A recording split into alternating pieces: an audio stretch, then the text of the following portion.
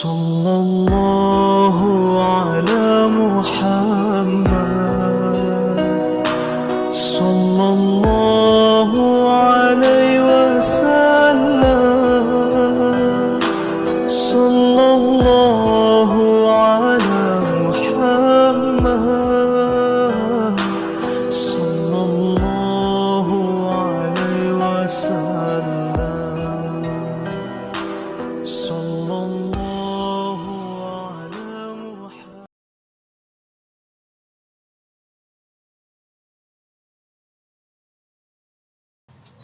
Saya ngajar di MAN 1 Grogol ya. Pertama itu tahun 85. Kebetulan waktu itu nggak ada guru akuntansi. Nah, saya langsung ngajar akuntansi. Pada waktu itu memang masih mahasiswa juga, baru semester 5. Itu langsung ngajar di MAN 1. Kemudian tahun 86 itu bersama dengan Pak Marlan, Pak Haji Marlan, mendirikan MAN 1 filial Cengkareng. MAN 1 filial Cengkareng itu cikal bakal dari MAN 10. Karena pada tahun 89 ternyata kita dapat gedung di Joglo. Akhirnya MAN 1 filial Cengkareng migrasi ke Joglo, cuma nggak langsung ke gedung yang ada sekarang ini, numpang dulu nyewa di Al Mubarok. Nah, selama 1 tahun, baru setelah gedungnya jadi, kita pindah di gedung yang sekarang ada ini, menjadi MAN 1 filial Joglo sampai tahun 94, baru kemudian berubah menjadi MAN 10 Joglo Jakarta. MAN 10 itu yang pertama kali sampai sekarang ini tinggal saya, ya kan, sampai pensiun alhamdulillah. Yang lainnya nggak sampai pensiun di MAN 10, seperti Pak Marlan kan udah pindah, Bu Siti pindah, itu bertiga aja tuh sebenarnya. Tadinya TU-nya cuma Bu Siti aja, nah, sekarang udah pada meninggal, tinggal saya nih.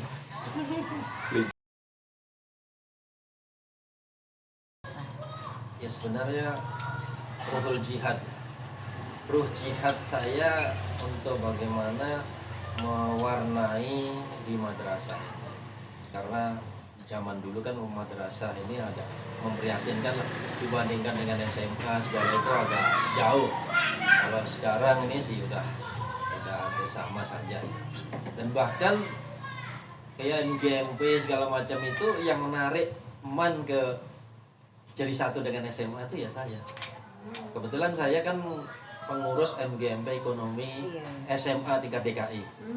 Nah, dulu MAN itu terpisah, akhirnya ya saya tarik, akhirnya menyatu kegiatannya. Ya alhamdulillah sampai sekarang ini semua materi bergabung dengan SMA. Gitu. Alhamdulillah. Ya kalau memang sudah niat ngajar di MAN, ikhlas lah. Mengenai rezeki Allah yang akan ngaturnya. Kalau anda itu di MAN ikhlas mengajar dengan sungguh-sungguh, kalau pantasnya dibayar besar, sementara di MAN mungkin baru dibayar, anggaplah misalnya 5 juta, pantasnya kalian tuh dibayar 30 juta, pasti yang 25 juta Allah akan turunkan dari tempat-tempat yang kita ini nggak duga-duga gitu. Nah, sehingga nggak perlu khawatir sebenarnya. Kalau kita tetap mempunyai ruh jihad, memperjuangkan kebenaran, kejujuran. Nah, ini yang harus kita perjuangkan betul di madrasah ini adalah bagaimana kejujuran anak-anak ini. Supaya nanti kalau tamat itu menjadi generasi-generasi yang punya ruhul jihad tinggi. Ya, paling tidak untuk diri dan keluarganya. Ini dari awal makanya saya agak keras dulu tuh. Masalah kejujuran ini memang sangat keras saya dari dulu dalam ulangan dan lain sebagainya. Bagaimana memberikan tauladan kepada murid di dalam kelas maupun di luar kelas maupun saya di rumah. Kalau saya di rumah itu nggak baik, murid saya juga akan merasakan itu pasti.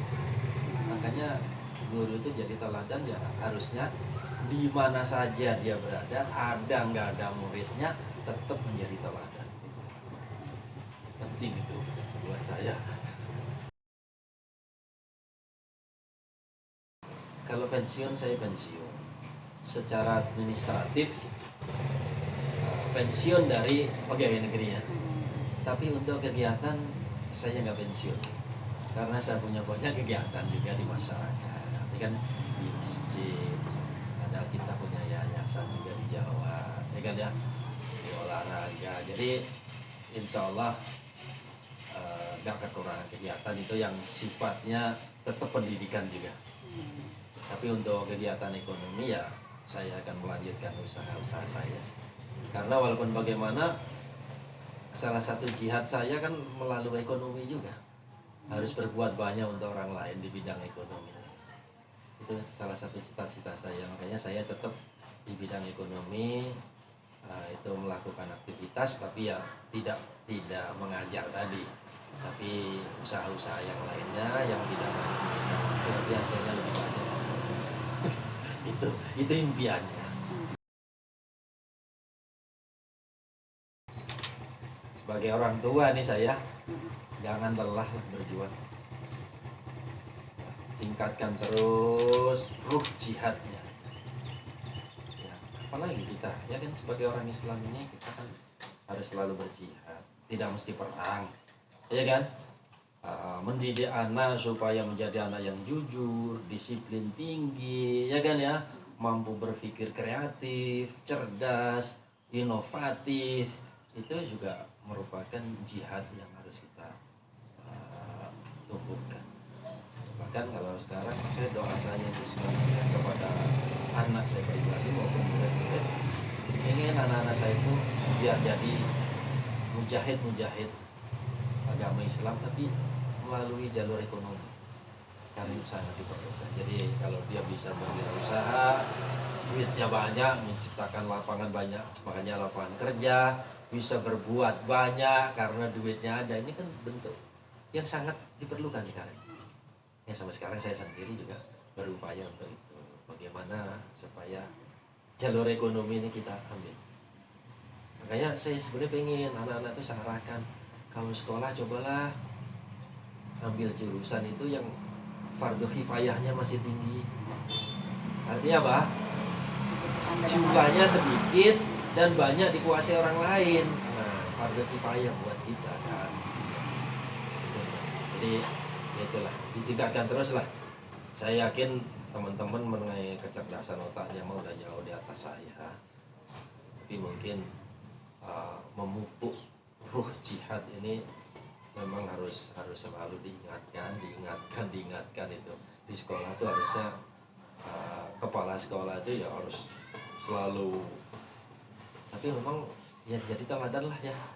Saya guru itu memang harus jadi teladan gitu lah. Jangan sampai ada kesalahan sedikit aja kita ini udah ampun dah ya. Baik di sekolah maupun di masyarakat ya, kita harus menunjukkan bahwa kita itu memang guru gitu. Jangan malu. Udah mau jadi guru ya udah jadi guru total. Nah, kalau pengen punya penghasilan banyak ya sambil wirausaha gitu aja. Ya kan? Belajar. Nah, tapi kalau pengen kaya dari sekolah, wah bahaya itu. Bahaya. Pengen kaya dari sekolah, itu perhitungan matematisnya agak sulit. Nah, ya.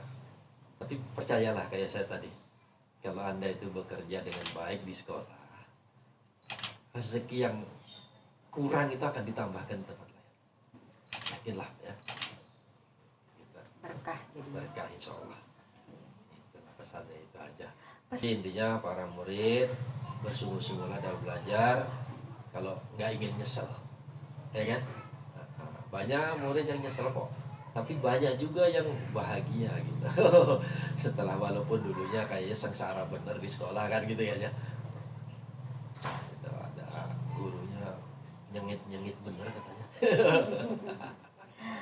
Iya, kesan dari seorang murid terhadap Bapak ya, pasti Bapak tuh kalau dapat nilai 100 dapat coklat gitu ya.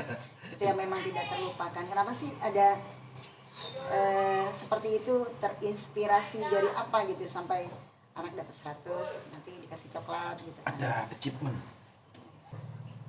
Itu ada gurunya nyengit bener katanya.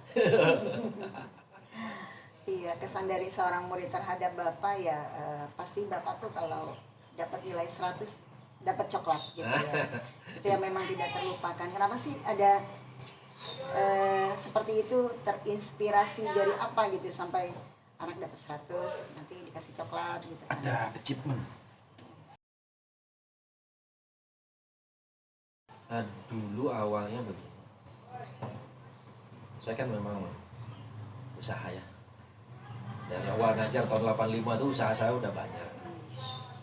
Ini honor sedikit amat cuma 100 bilang. Masa sebulan cuma 20.000. Udahlah kalau gitu semua honor saya akan saya kembalikan ke murid. Bentuknya untuk menghargai murid. Jadi total tuh asal habis gajian nih nanti pokoknya yang ulangan dapat 100, mau beli bakso kayak apa pempek atau coklat. Terus dari tahun 85 itu walaupun banyak yang nentang tuh, banyak omongan kayak udah kaya aja duit dibagi-bagiin lulu kepada murid, nggak peduli sampai sekarang karena saya sendiri di rumahnya anak saya juga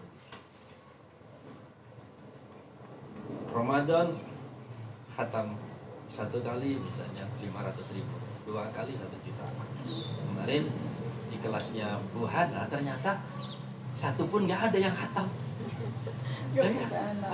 Padahal udah saya siapin dia 200.000, nggak ada yang khatam itu selama Ramadan. Kelasnya Bu Nurhayati ada 1, itu khatam sekali doang juga.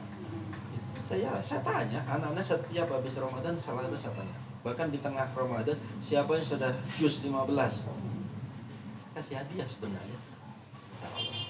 Siapa yang sudah ke masjid habis Ramadan itu yang subuhnya sholat di masjid saya kasih hadiah juga karena saya rasa hadiah itu bukan masalah besar kecilnya nominalnya, tapi dengan dikasih hadiah itu anak merasa dihargai dan ada motivasi gitu.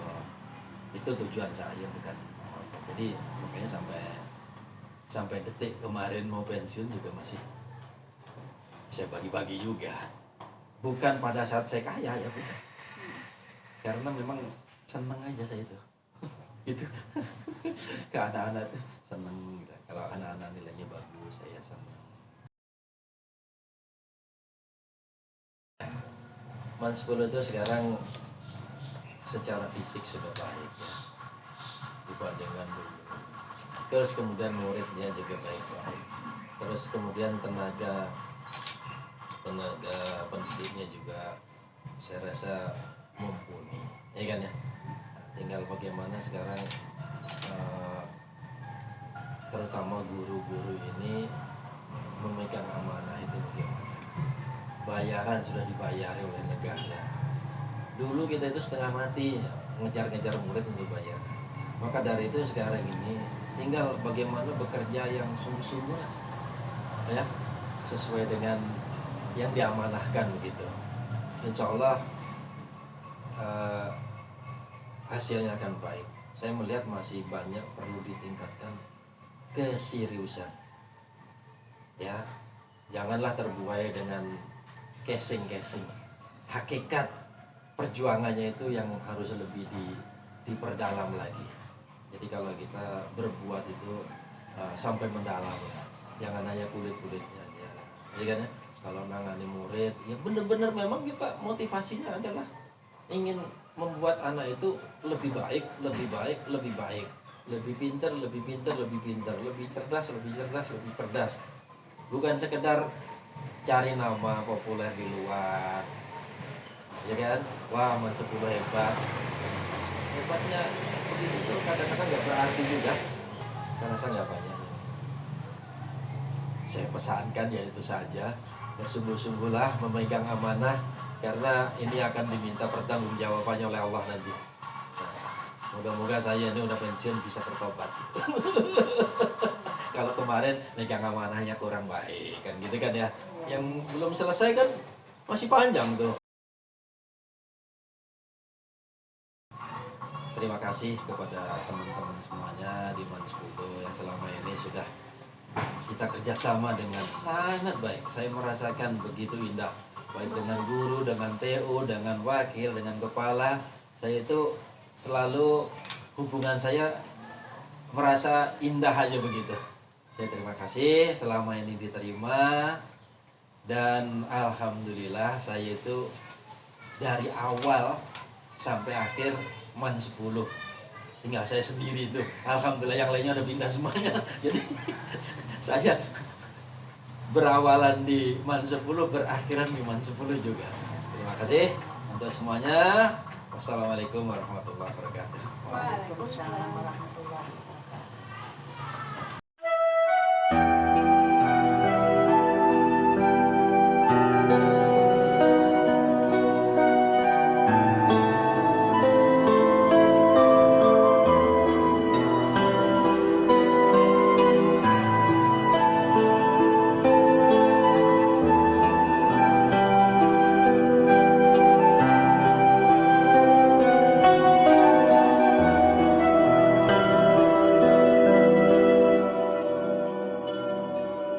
Sallallahu ala Muhammad, sallallahu alaihi wasallam,